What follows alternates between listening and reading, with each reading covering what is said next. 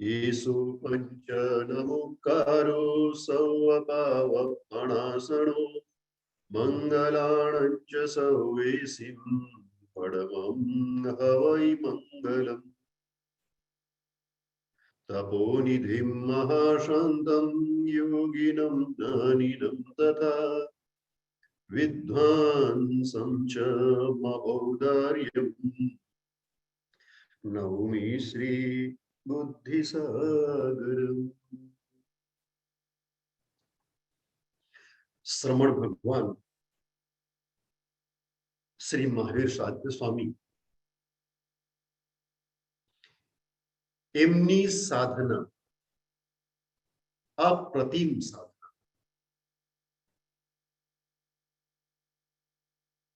અને જેટલી વાર આપણે तीर्थंकर परमात्मानी એ ઉત્કૃષ્ટ સાધના એના વિષયે જાણીએ સમજીએ એટલી વાર અપૂર્વ तीर्थंकर भक्ति अपनी अंदर जागृत થાય। परमात्मा प्रत्ये જેટલી भक्ति विशेष જેટલી અરિહંત પરમાત્માની આરાધના વિશેષ થાય એટલા જ પ્રમાણમાં આપણા હૃદયની અંદર સદબોધ જાગૃત થાય, સાચો બોધ આપણને પ્રાપ્ત થાય। અને જેમ જેમ અરિહંત પરમાત્મા એની સેવા અને ભક્તિ થાય, આપણે ત્યાં કીધું છે જીમ જીમ અરિહા સેવીએ રે તિમ તેમ પાપ પલાય સગુણ। જેમ જેમ આપણે અરિહંત પરમાત્માની સેવા વધારે ને વધારે કરવી, એમની ભક્તિ, અને કેવી ભક્તિ તો કે છે જ્ઞાન પૂર્વકની ભક્તિ। તમે એક તો અરિહંત પરમાત્માને સમજ્યા વગર અરિહંત પરમાત્માની ભક્તિ કરો, એની અંદર જે ફળ પ્રાપ્ત થાય છે એ ઘણું અલ્પ ફળ પ્રાપ્ત થાય છે। પરંતુ જ્યારે અરિહંત પરમાત્માની વિતરાગતા, એમનું સર્વજ્ઞ અને સમદર્શીપણું એ આપણે સમજીએ ત્યારે આપણને ખ્યાલ આવે કે એકચ્યુઅલની અંદર જે જીવ શુદ્ધ બની જાય છે, જે પોતાના શુદ્ધ આત્માને પ્રાપ્ત કરે છે, એની કેવી ઉત્તમ સ્થિતિ હોય છે। तीर्थंकर परमात्मानी साधनाने समझिए त्यारे આપણે વધારે तीर्थंकरनी नजदीक जीवीए છીએ। આપણે ભગવાન હોય દેરાસરની અંદર આ પર્યુષણના દિવસો છે, અને પર્યુષણના દિવસો હોય ઘણા બધા લોકો પરમાત્માના દર્શન કરવા, વંદન કરવા, પૂજન કરવા આવે। અને એ વખતે આપણા હૃદયની અંદર હોય કે મને પહેલા પરમાત્માની નજદીક જવાનો મોકો મળે, મને પહેલા પૂજા કરવાનો મોકો મળે। ઘણા બધા લોકો આવી રીતના હૃદયની અંદર સારો ભાવ ભાવતા, એટલે વ્યવસ્થાપક શું કરે કે આટલા બધા લોકો છે, કોને પહેલા જવાનું, એટલે પછી આપણે ચડાવવા રાખીએ કે ભાઈ પહેલી પૂજાનો આટલો ચડાવો, જે લાભ લે, કારણ કે બધાને તો પેલા પરમાત્માની નજદીક જવા ન દે, એ શક્ય પણ નથી। એટલે કોઈ એક વ્યવસ્થા આપણે બનાવવી, એટલે ચડાવવાની આપણે વ્યવસ્થા બની, અને જેને ચડાવવાનો લાભ મળે અને જેને પહેલી પૂજાનો લાભ મળે, પરમાત્માની એકદમ નજદીક જવાનો લાભ મળે, એ એકદમ ખુશ ખુશ થઈ જાય, મને અચિંત્ય બહુ સરસ લાભ મળે। એ તો થયું બાહ્યથી તમે ભગવાનની નજદીક ગયા, જે ભગવાન છે એને આપણે બહારથી નજદીક ગયા છીએ, પરંતુ આત્મિક રીતે આપણે પરમાત્માની નજદીક પહોંચ્યા એમ ક્યારે કહેવાય? જ્ઞાની ભગવંત કહે છે કે તમે તાત્વિક રીતે જેટલું પરમાત્મા વિષયે સમજો પરમાત્માના વિષયમાં તમને જેટલું જ્ઞાન પ્રાપ્ત થાય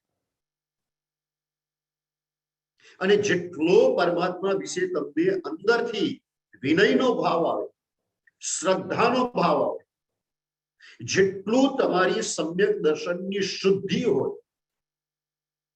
એટલા પરમાત્માની તમે વધારે નજદીક છો, એમ જ્ઞાની ભગવંતો કહે છે. કહેવાનું તાત્પર્ય એ છે કે બાહ્યથી નજદીક તો ઘણા બધા લોકો થઈ શકે, પરંતુ ભાવાત્મક રીતે, આત્મિક રીતે બહુ જ ભાગ્યશાળી હોય, બહુ ઓછા જીવો હોય, એ પરમાત્માને સમજી અને પરમાત્માની નજદીક જઈ શકે. કલ્પસૂત્ર એવી અદ્ભુત વસ્તુ છે, એવું અદ્ભુત જ્ઞાન છે. તમે આત્મિક રીતે, ભાવાત્મક રીતે તીર્થંકર પરમાત્માને સમજી શકો છો. આ સૂત્રના, આ આગમના માધ્યમથી પ્રભુની સાધનાને કેવી રીતના સાધના આપણે કરવી જોઈએ એને આપણે સારી રીતે સમજી શકીએ છીએ. અને જેમ જેમ સમજીએ તેમ તેમ આપણો ધર્મ પણ ઉત્તમ પ્રકારે થાય. અને એટલા માટે આપણે વિસ્તારથી પરમાત્માની આ સાધના સમજવાનો પ્રયાસ કરીએ છીએ. પરમાત્માના સાધનાનું 7મું વર્ષ હતું. એ 7મા વર્ષની અંદર મોટો ભાગ ભગવાન મગધ દેશની અંદર વિચાર્યા અને આલંબિકા નામની નગરીની અંદર ભગવાને ચોમાસું કર્યું એવો ઉલ્લેખ છે. પરંતુ બીજા કોઈ ખાસ વિશેષ ઉલ્લેખો ઝાઝા મળતા નથી. 8મા વર્ષની અંદર પરમાત્માની સાથે એક બહુ અદ્ભુત ઘટના ઘટે છે.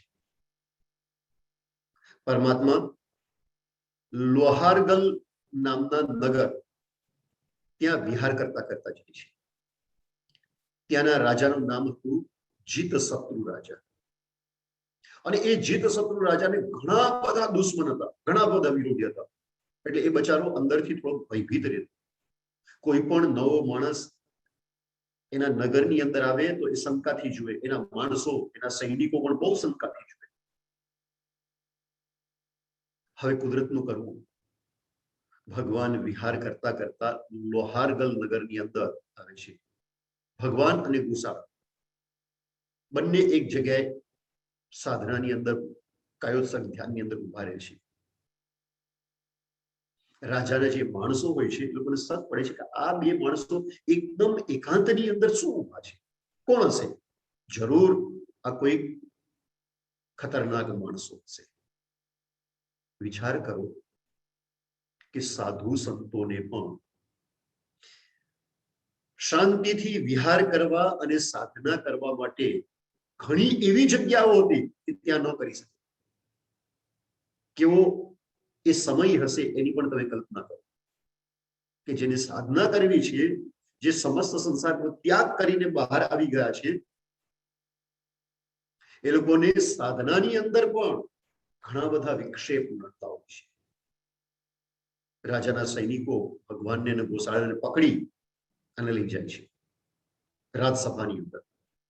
પરંતુ કુદરતનું કરવું કે રાજસભાની અંદર ઉત્પલ નામનો એક જ્યોતિષી હતો. અને એ ઉત્પલ નામના જ્યોતિષીએ ઘણી વખત પહેલા પણ ભગવાનના દર્શન કરેલા, ભગવાનને ઓળખ, ભગવાનને બાંધીને ત્યાં રાજસભાની અંદર લાવવામાં આવ્યા. ભગવાન તો મૌન હતા.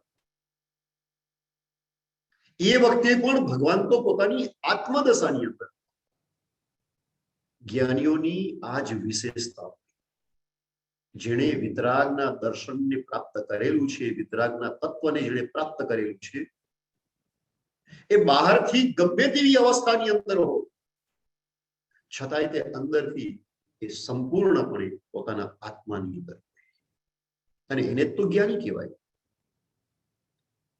પરમાત્માને એક કોઈ ફિકર નહોતી કે કોઈ એને પકડીને રાજસભાની અંદર લઈ ગયા છે, કે એને બાંધી દીધા છે, કે એની તાડના તર્જના કરે છે, કે અપમાન કરે છે.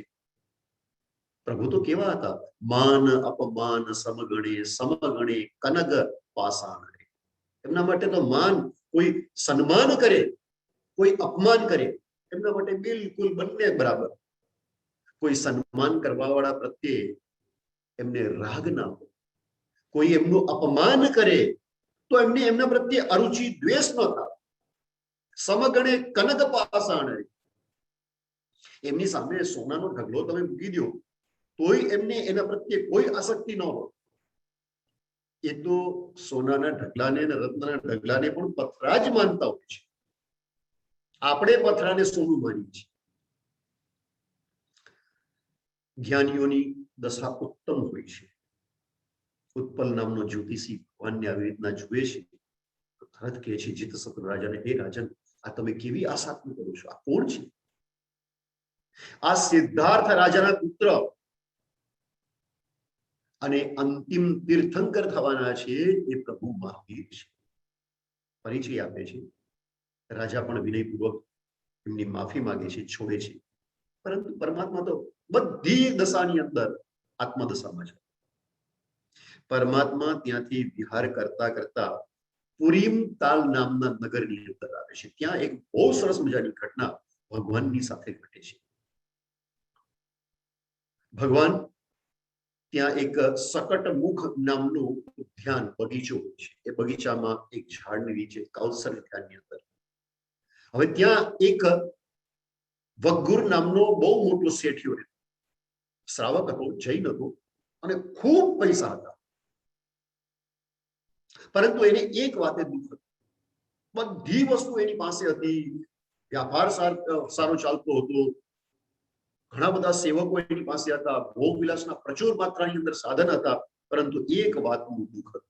એની જે પત્ની હતી ભદ્રા, એ વગ્ગુર શ્રાવકને સંતાન થતું એને કોઈ ઇસ્યુ નહોતો. ઘણી મહેનત કરી, દેવી દેવતાઓની બાધા આખડી, કોઈ જે પ્રયાસ કરે, કોઈ કે આ વૈદ છે એની પાસે જાઓ, એની દવા લેવાથી તમને સંતાન થઈ જશે, તો એ વૈદ્યની પાસે જાય. કોઈ વળી કે આ ભુવો ભગત છે એની પાસે જાઓ, એ ઝડાફૂકા કરે છે, તમારો દોષ દૂર થશે, તમને છોકરો થશે, એની પાસે જાય. કોઈ વળી કે ઓલા દેવી દેવતા છે, પ્રાણુ મંદિર છે, ત્યાં જાઓ, ત્યાં દેવના દર્શન કરો, એની પૂજા કરો, એની બાધા આખડી કરો, તમને છોકરો થશે. વર્ષો સુધી બધું કર્યું, થાક્યો, કાંઈ ન થયું. એના નગરની અંદર મલ્લીનાથ ભગવાનનું એક સરસ મજાનું દેરાસર, પરંતુ બહુ જૂનું થઈ ગયું હતું, પડું જેવું થઈ ગયું હતું, એકદમ જીર્ણ થઈ ગયું. એક વખત એને થયું કે બધા દેવી દેવતાઓની બાધા આખરી કરી લીધી, કાંઈ પરિણામ ન આવ્યું. જો મને છોકરો થાય, જો મારો વારસ મારે ત્યાં જન્મે, તો હું આ મલ્લીનાથ ભગવાનનું જે દેરાસર છે ને, જે આખું લગભગ જીર્ણ થઈ ગયું છે, ભવ્ય દેરાસર પણ જીર્ણ થઈ ગયું છે, તૂટફૂટ થઈ ગઈ છે ઘણી બધી, હું આખું દેરાસર નવું અને ભવ્ય દેરાસર બનાવું જો મને છોકરો થાય. અને કુદરતનું કરવું.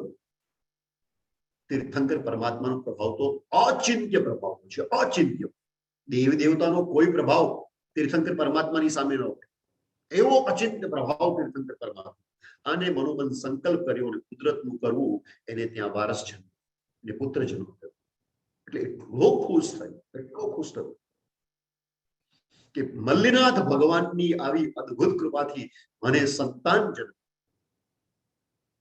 આખું દેરાસર નો બનાવે છે, ભવ્ય દેરાસર.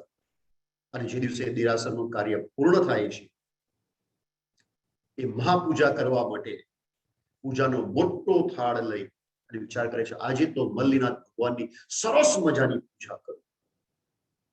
અને કોઇન્સિડેન્ટલી એ જ દિવસે પ્રભુ મહાવીર એ જ પુરીમતાલ નગરની અંદર જ્યાં વગ્ગુર શ્રાવક રહેતો, ત્યાં એ જ ઉદ્યાનની અંદર જે જગ્યાએ મલ્લીનાથ ભગવાનનું ભવ્ય દેરાસર બનાવવામાં આવ્યું હતું, એ જ બગીચાની અંદર એક ઝાડ નીચે પ્રભુ કાયોત્સર્ગ ધ્યાનની અંદર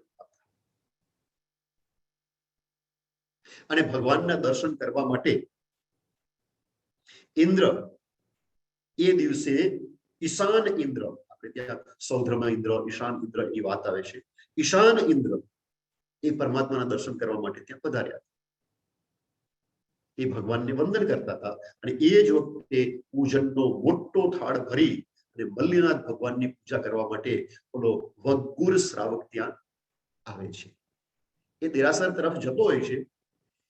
ઈશાન ઇન્દ્ર એ જોવે છે વગ્ગુર શ્રાવક છે, એના હૃદયની અંદર શ્રેષ્ઠ ભાવ છે પૂજા કરવાના અને એ મલ્લીનાથ ભગવાનની પૂજા કરવા જઈ રહ્યો છે.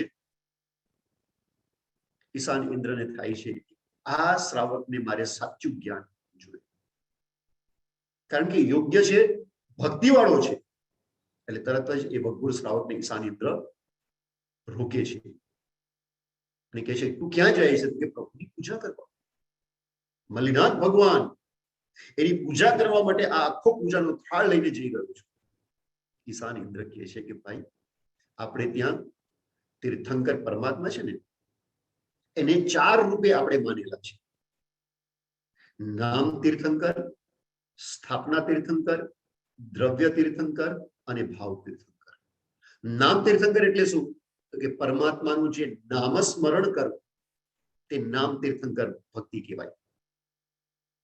આપણે કહીએ ઓમ મહાવીરાય નમઃ, મહાવીર ભગવાનની નામ લઈને કરેલી ભક્તિ છે.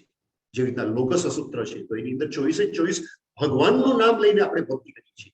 તો એ જે છે એ નામ ભક્તિ કહેવાય. એટલા માટે લોગસ સૂત્રને આપણે કહીએ છીએ નામ સ્તવ.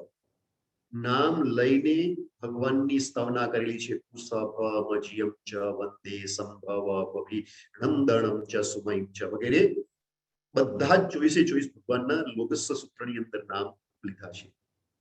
નામ, સ્થાપના, દ્રવ્ય અને ભાવ, એની અંદર આ નામ ભક્તિ થાય. નામ ભક્તિથી પણ ઊંચી ભક્તિ એ સ્થાપના ભક્તિ છે. કારણ કે નામ ભક્તિની અંદર તમે માત્ર નામ લઈ શકો છો, વૃષભ, અજીત, સંભવ, પરંતુ એની અંદર અજીબ પરમાત્માનું જે સ્વરૂપ છે, વિતરાગ સ્વરૂપ, એ વધારે સ્પષ્ટ નથી થતું. એટલે એને વધારે સ્પષ્ટ કરવા માટે જ્ઞાનીઓ શું કે એક આકૃતિનું ચિંતન કરો. જે વિતરાગ પરમાત્મા સાક્ષાત હોય તો કેવી આકૃતિ હોય? પ્રસમ રસ નિમગ્નમ દ્રષ્ટિયુગ્મમ પ્રસન્નમ વદન કમલ મંકઃ કામિની સંગ શૂન્ય કરયુગમપી યત્તે શસ્ત્ર સંબંધ વંધ્ય તદસી જગતી દેવો ભીતરાગસ્તમેવ. આ સ્તુતિની અંદર આખું પરમાત્માનું એકચ્યુઅલ સ્વરૂપ બતાવ્યું છે કે જો ભગવાન સાક્ષાત હોય તો કેવા હોય? પ્રસમ રસ નિમગ્ન. એમનો ચહેરો હોય ને એકદમ પ્રસન્ન વદન, હસતો નહીં. હસતો અને પ્રસન્ન વદન એ બેની અંદર ફરક છે. હસતો એટલે સ્માઇલ અને પ્રસન્ન વદન એટલે શું? કે ચહેરા ઉપર કોઈ એવા વિકાર ના હોય અને છતાં પણ જોઈએ તો એકદમ આનંદ આવે. આપણે ત્યાં કીધું છે કે ભગવાનની હસતી પ્રતિમા હોય ને એ એકચ્યુઅલમાં વાસ્તુ દોષ છે, વાસ્તુશિલ્પનો. કે ભગવાનની પ્રતિમા એવી ન કરાય કે આમ ભગવાન સ્માઇલ કરતા હોય. સ્માઇલ કરતો પ્રસન્ન એટલે કે એકદમ શાંત મુખ હોય. પરમાત્માનો ચહેરો જોવાથી જ આપણા હૃદયની અંદર એકદમ શાંતિ પથરાઈ જાય એવો પ્રસમ રસ નિમગ્ન, શાંત રસની અંદર નિમગ્ન. દ્રષ્ટિયુગ્મમ પ્રસન્નમ, આંખો પણ એકદમ એવી પ્રશાંત થયેલી હોય. આંખોની અંદર આંખો નાખીને તમે જુઓ તો તમારા મનની અંદરથી કશાય એની વડે દૂર થઈ જાય, શાંત. આમ સાક્ષાત ભગવાન હોય તે કેવા હોય? પથ્થરની અંદર એવું ભાવ ઉત્કીર્ણ કરવું અને એ જે મૂર્તિ છે એ મૂર્તિને સ્થાપના કહેવાય. સ્થાપના એટલે શું? તો કે એકચ્યુઅલ પરમાત્મા જેવું લગભગ જે બનાવવામાં આવે ચિત્ર અથવા મૂર્તિ એ સ્થાપના. અને એ સ્થાપના ભક્તિ કરી. નામ ભક્તિ કરતા વધારે સ્થાપના ભક્તિ છે. કેમ? કારણ કે એની અંદર વધારે સારી રીતે વિતરાગ દશાને તમે વિઝ્યુઅલાઇઝ કરી શકો છો. એકચ્યુઅલ ભક્તિ કોની કરવાની છે? તો કે એ જે શુદ્ધ આત્મા છે એની ભક્તિ હૃદયની અંદર, પણ એના માટે વિઝ્યુઅલાઇઝેશન તો કરવું પડે ને. એ વિતરાગ દશા કેવી હોય એને તમારા મનની અંદર ચિંતન તો કરવું પડે ને. એ ચિંતન કરવાની અંદર મદદ શું કરે છે? તો કે ચિત્ર અથવા મૂર્તિ. જો ચિત્ર અને મૂર્તિ ના હોય તો વિઝ્યુઅલાઇઝ કરવું બહુ કઠણ છે. અને જો ચિત્ર અને મૂર્તિને જુઓ અને પછી તમારા હૃદયની અંદર, મનની અંદર જો વિઝ્યુઅલાઇઝ કરવું હોય, તમે બહુ આસાનીથી એ આખા ભાવને તમારા હૃદયની અંદર ભાવી શકો છો. એટલે તો આપણા દર્શનની અંદર સ્થાપના, નિક્ષેપો એટલે કે મૂર્તિ, એનું પણ મહત્વ કીધું છે. એટલે જ તો આપણે ત્યાં કીધું છે કે જીન પડીમાં જીન સારખી કહી સૂત્ર મુજબ. જીનેશ્વર પરમાત્માની પ્રતિમા એ સાક્ષાત જીનેશ્વર. કેમ? તો કે એવું જ રૂપ એની અંદર કંડારે. અને એટલા માટે કહેવાય છે કે નામ ભક્તિ કરતા સ્થાપના ભક્તિ વધારે કર્મની નિર્જરા કરાવે, કારણ કે એની અંદર ધ્યાન વધારે સારી રીતે થાય. સ્થાપના તીર્થંકર કરતા જે દ્રવ્ય તીર્થંકર હોય એની ભક્તિ એ વિશેષ કર્મની નિર્જરા અપાવે, અને દ્રવ્ય તીર્થંકર કરતા ભાવ તીર્થંકરની ભક્તિ એ સર્વોત્કૃષ્ટ કર્મ નિર્જરા અપાવે. એમ આપણે ત્યાં 4 પ્રકારની ભક્તિ કહેલી છે: નામ ભક્તિ, સ્થાપના ભક્તિ, દ્રવ્ય તીર્થંકર ભક્તિ અને ભાવ તીર્થંકર ભક્તિ. ઈશાન ઇન્દ્ર ઓલા વગ્ગુર શ્રાવકને સમજાવે છે કે ભાઈ, તું અત્યારે ભક્તિ કરવા જઈ રહ્યો છે એ સ્થાપના જીનેશ્વર છે, અને તારા પુણ્યના ઉદયથી અત્યારે આ જ ઉદ્યાનની અંદર, આ જે કાયોત્સર્ગ ધ્યાનની અંદર છે એ સાક્ષાત દ્રવ્ય તીર્થંકર છે, અને નજદીકના ભવિષ્યની અંદર જ એ ભાવ તીર્થંકર બનવાનું છે. થોડાક જ વર્ષની અંદર એ 3 લોકના નાથ અને ભાવ તીર્થંકર બનવાના છે. એવા દ્રવ્ય તીર્થંકર અને થોડાક વર્ષોની અંદર જે ભાવ તીર્થંકર બનવાના છે, એવા સાક્ષાત કલ્પવૃક્ષ સમાન તીર્થંકર ભગવાનની ભક્તિ તું પહેલા કર, અને પછી તારે સ્થાપના તીર્થંકર ભગવાનની ભક્તિ કરવી જોઈએ. એ સાચો વિવેક છે શ્રાવક માટે. ઓલો વગ્ગુર શ્રાવક ખુશ થાય છે, એ ધન્યવાદ દે છે ઈશાન ઇન્દ્રને, અને પછી સાક્ષાત તીર્થંકર પરમાત્મા મહાવીરની ભક્તિ કરે છે, અને પછી બલિનાથ ભગવાનની પૂજા કરવા જાય છે. તો આ સુંદર જે પ્રસંગ છે, એ પરમાત્મા જ્યારે દીક્ષા લઈને 8મું વર્ષ એમનું ચાલતું હતું ત્યારે આ ભવ્ય પ્રસંગ બન્યો. પરમાત્માના એક પ્રસંગથી આપણને કેવું અદ્ભુત જ્ઞાન પ્રાપ્ત થાય છે એ પણ સમજવાનું છે, કે આ ઘટનાથી આપણને પણ ખ્યાલ આવે કે આપણે કેવી રીતના ભક્તિ કરવી જોઈએ. અને આ 4 પ્રકારના તીર્થંકરની ભક્તિ, નામ ભક્તિ, સ્થાપના ભક્તિ, દ્રવ્ય તીર્થંકર ભક્તિ અને ભાવ તીર્થંકર ભક્તિ, એમ 4 આપણે ત્યાં જીન શાસનની અંદર માન્ય છે, અને 4ના અલગ અલગ પ્રકારના પ્રભાવ છે. અને છેલ્લે આપણે આપણી કર્મની નિર્જરા 4 પ્રકારની ભક્તિના માધ્યમથી કરવાની છે, એ યાદ રાખવાનું છે. ભગવાનના 9મા વર્ષની ઘટના. ભગવાન વિચાર કરે છે કે હજી પ્રચુર માત્રામાં કર્મો ખપાવવાના બાકી છે, અને અત્યારે આ 9મા વર્ષની સાધના કાળની અંદર ઘણા કર્મોનો ઉદય થશે. તો મારે એવી જગ્યાએ જવું જોઈએ કે જે જગ્યાએ એ કર્મનો ઉદય થાય, હું ક્ષમતાથી એને ભોગવું અને એની કર્મોની નિર્જરા કરું. એટલે 9મા વર્ષે ફરીથી ભગવાન અનાર્ય દેશની અંદર, અનાર્ય દેશ કોને કહેવાય? કે જે જગ્યાના લોકો ધર્મ કર્મ એ બહુ સમજતા ના હોય, ક્રૂર પરિણામ વાળા હોય, હિંસા એ કોઈ પણ વગરનું વિચાર કર્યા વગર બહુ જ આસાનીથી હિંસા કરી શકે, આવા પ્રકારના લોકો જે જગ્યાએ, જે દેશની અંદર બહુ જ પ્રચુર માત્રામાં હોય, એ દેશને અનાર્ય દેશ કહેવાય. અને ભગવાનને ખબર હતી, જો હું અનાર્ય દેશની અંદર જઈશ તો ત્યાંના લોકો ધર્મ કર્મ કઈ સમજતા જ નથી, અને એટલા માટે મને ત્યાં ઘણા ઉપદ્રવો થશે, અને સમય અત્યારે મારા કર્મના ઉદયનો આવી ગયો છે. હું ત્યાં જઈશ એટલે એવા પ્રકારના કર્મોનો ઉદય થશે, કારણ કે કર્મ છે ને એ 5 નિમિત્તોને લઈ અને ઉદયમાં આવે. દ્રવ્ય, ક્ષેત્ર, કાળ, ભાવ અને ભવ, આ 5 નિમિત્તોથી કર્મ છે એ ઉદયમાં આવતા હોય છે. એટલે અમુક કર્મો એવા હોય કે અમુક પ્રકારનું દ્રવ્યનું નિમિત્ત મળે અને એ ઉદયમાં આવે. એવી રીતના જ અમુક કર્મો એવા હોય, એ સ્થાન ક્ષેત્રનું નિમિત્ત કે તમે અમુક જગ્યાએ જાઓ એટલે એ તમારા કર્મો હોય તરત જ ઉદયમાં આવે. જેવી રીતના તમે ઠંડા પ્રદેશમાં શાંતિથી રહેતા હો, ટેવાયેલો ઠંડા પ્રદેશમાં રહેવા માટે, ત્યાં રહો ત્યાં સુધી તમને શરીરને પ્રતિકૂળતા નહીં થાય. પરંતુ ઠંડા પ્રદેશ વાળો જીવ જો એકદમ ગરમી જ્યાં પડતી હોય એવા ક્ષેત્રમાં જાય તો શું થાય? જેવો એ ત્યાં જશે, ક્ષેત્રમાં ગયો અને તરત જ અસાતાનો ભયાનક ઉદય. અસાતા એટલે શું? તો કે અસાતા વેદનીય કર્મ, એવા પ્રકારનું કર્મ તરત જ ઉદય મળશે. એટલે ઘણા કર્મો એવા હોય કે અમુક પદાર્થ વસ્તુ એનો ઉપભોગ અથવા ઉપયોગ કરવાથી ઉદયમાં આવે, દ્રવ્યના નિમિત્તે.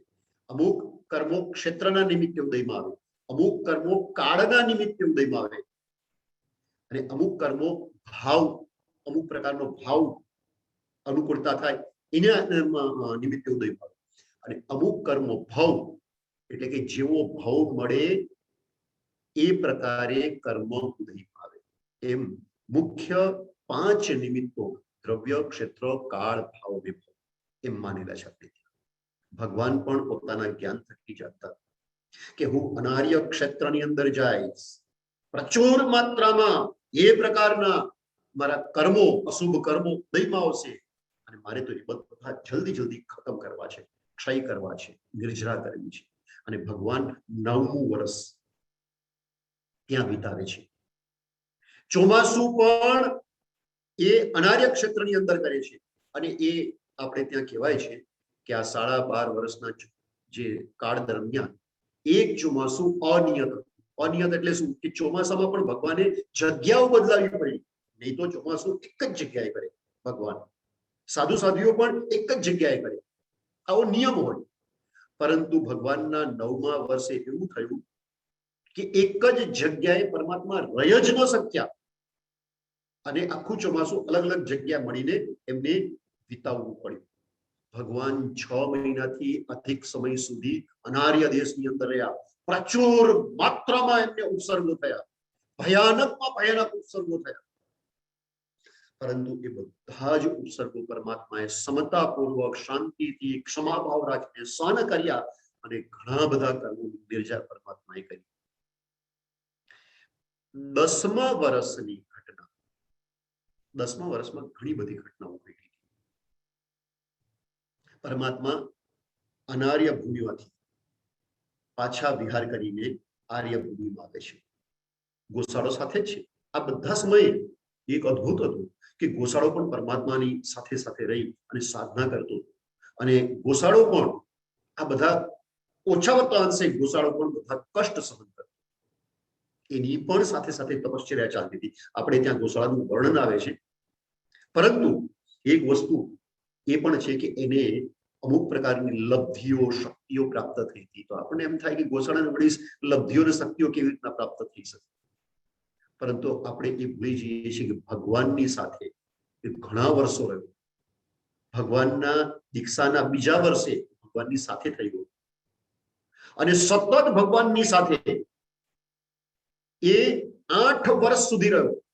8 વર્ષથી થોડોક સમય વધારે અને ઓછા વત્તા અંશે એને પણ ઘણી સાધનાઓ કરી. અને તમે જ્યારે સાધના કરો, તપશ્ચર્યા કરો ને, તો અમુક નિશ્ચિત પ્રકારની લબ્ધિઓ તો પ્રાપ્ત થાય ને થાય. યોગ્ય જીવ હોય તો એ શક્તિનો ઉપયોગ યોગ્ય માર્ગે થાય. જો યોગ્યતા ના હોય એવી અને એને લબ્ધિ ને શક્તિ મળે તો શું થાય? ગોસાળા જેવું થાય. એની યોગ્યતા એવી નહોતી પણ શક્તિઓ મળી ગઈ. તપશ્ચર્યા કરે એટલે શક્તિ તો મળવાની જ છે, સાધના કરે એટલે શક્તિ તો મળવાની જ છે. તમે જો જ્ઞાની હો તો એનો દુરુપયોગ નહીં કરો, પરંતુ જો એવા તમે જ્ઞાની નહીં હો અને માત્ર તમને શક્તિઓ પ્રાપ્ત થશે તો દુરુપયોગ થશે. પરંતુ છતાંય તે એનું એવું ભાગ્ય હતું, એને એવી સાધના દ્વારા એવી લબ્ધિઓ પ્રાપ્ત થઈ છે. એ ગોશાળો પણ પ્રભુની સાથે સાથે હતો.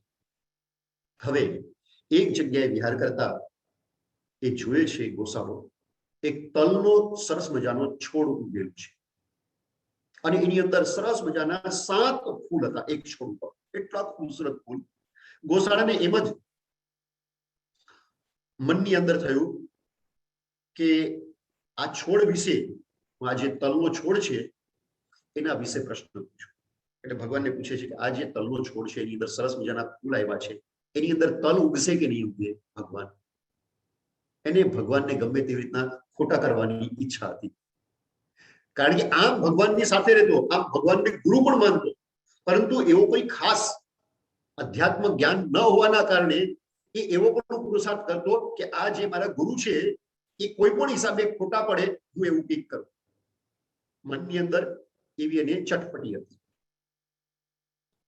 એટલે ભગવાનને પૂછ્યું કે આ 7 ફૂલવાળો તલનો છોડ છે એની અંદર તલ ઉગશે કે નહીં, તલ થશે કે નહીં?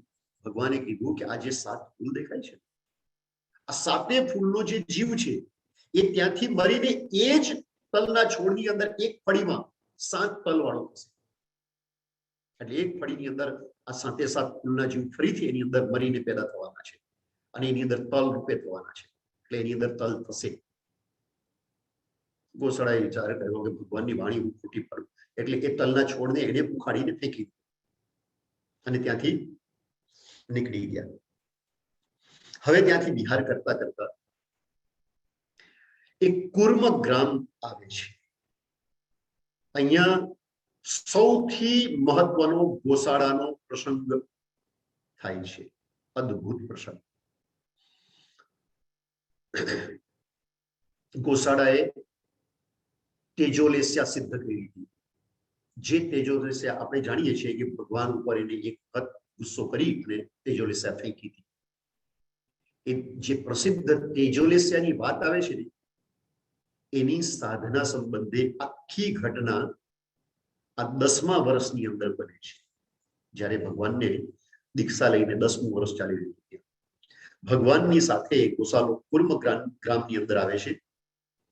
ત્યાં એક તાપસ, વૈશંપાયન તાપસ હતો. એ તપશ્ચર્યા કરતો હતો અને એની તપશ્ચર્યા બહુ વિચિત્ર હતી.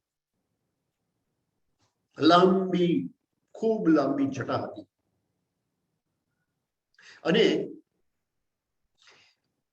એ માથાના વાળ ધોતો નહીં હોય, કંઈ પણ હશે, એની જટાની અંદર ખૂબ જૂ, ઓલા જંતુ હોય ને માથામાં પડે એ જંતુ, જેને જૂ કહેવાય, એ ખૂબ બધા જીવ પડી ગયા હતા એના માથા.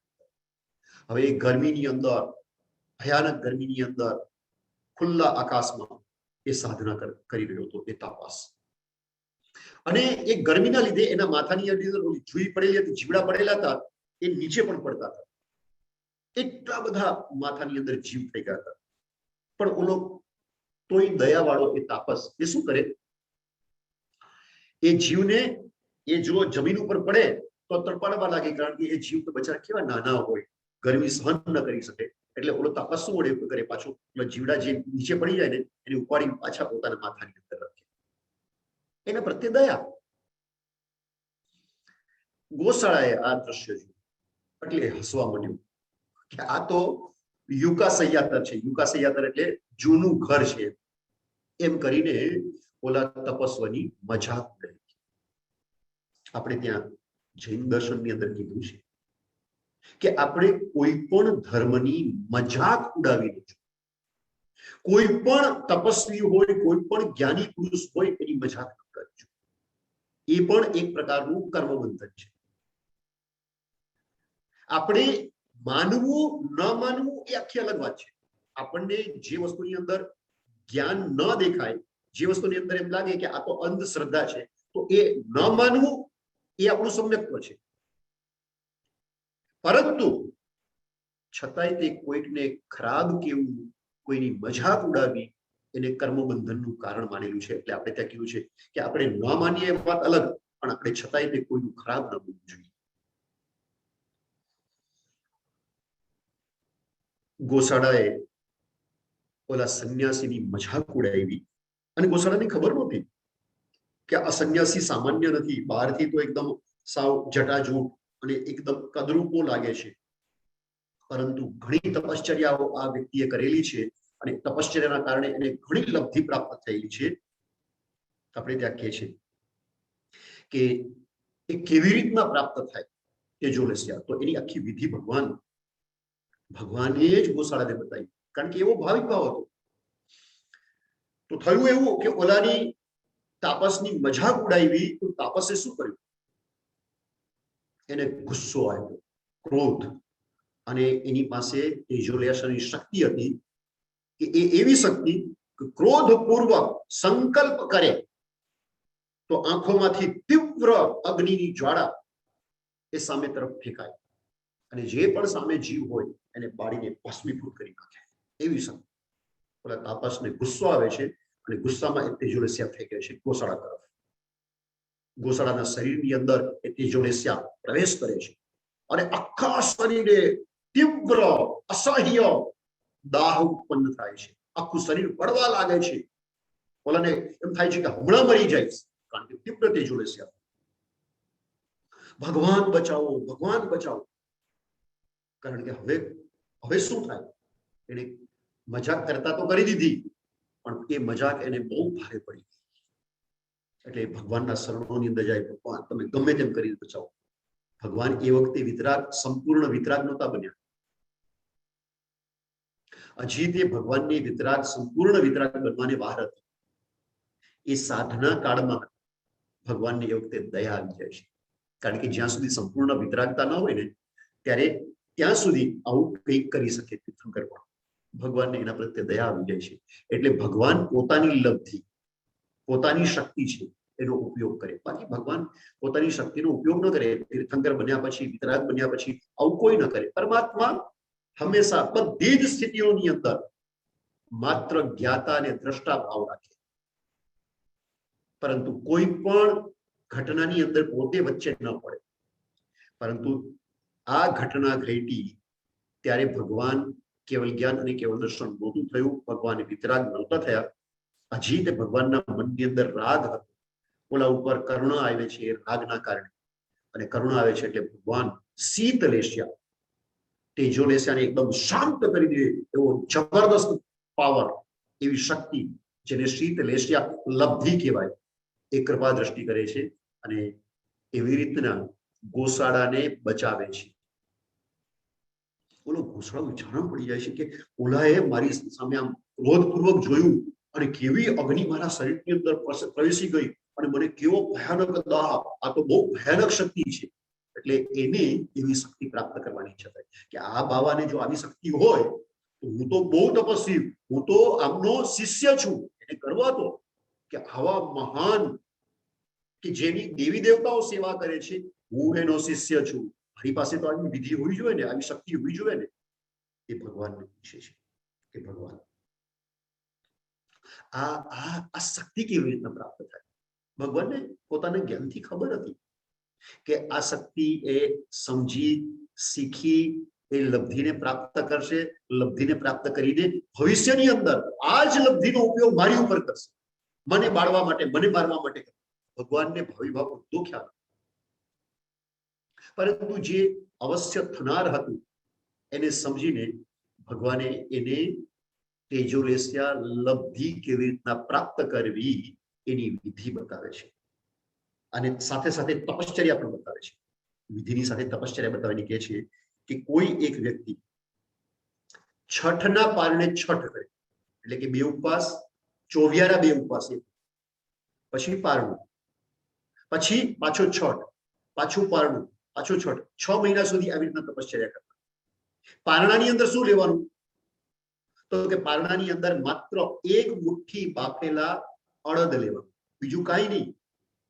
અને સાથે સાથે 1 ઘૂંટડો પાણી પીવાનું. એનાથી વધારે પાણી પણ નહીં. 1 ઘૂંટડો પાણી અને 1 મુઠ્ઠી અડદના બાફેલા પાકુડા. પારણાની અંદર આટલું જ લેવાનું. આવી રીતના જ પારણું કરવાનું.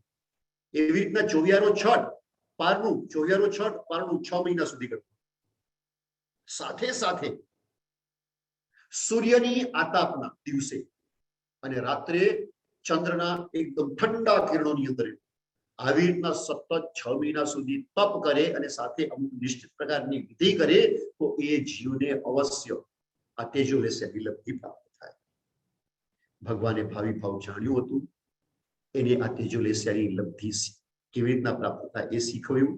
એ પછીની જે ઘટનાઓ છે એ પણ બહુ જ જાણવા જેવી ઘટના છે. પછી ગોશાળાનું શું થયું, પરમાત્માએ આગળની સાધના કેવી રીતના કરી, એના જે ઘટના પ્રસંગો છે એ આપણે હવે પછીના પ્રવચન લઈશું. અત્યારે સમય ઘણો થઈ ગયો છે, એટલે આ વિષયને અહીં જ રાખીએ છીએ.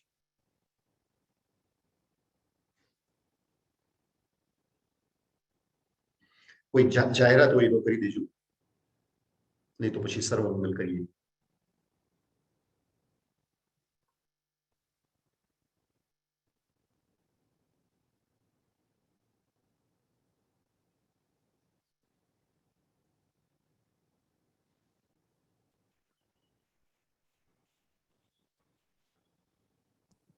સોરી મહારાજ સાહેબ, જાહેરાતના માટે ગઈ ટુમોરોનો પ્રોગ્રામ જે આપણે સવારથી ચાલુ થશે અને 11 વાગે સાહેબજીનું પ્રવચન હશે. બધા જરૂરથી સાહેબજીના પ્રવચનનો લાભ લેજો અને કાલે પ્રવચન બાદ હું તમને આખી રૂપરેખા આપી દઈશ. આ સાથે સાહેબ આપણને માંગલિક સંભળાવજો. સર્વમંગલ મંગલમ સર્વકલ્યાણકારણમ સર્વધર્માણામ જૈનમ જયતિ શાસનમ. બોલો જીન શાસન દેવની જય. વિક્રમ સાહેબજી, સાતમ આસો આપણે કાલે સવારે 11 વાગે મળીએ ફરીથી લેક્ચરમાં. આપ બધા આપણા મેમ્બર્સ સાથે મરાઈજો અને કાલે સવારે 11 વાગે લેક્ચરમાં મળીએ. જય જીનેન્દ્ર.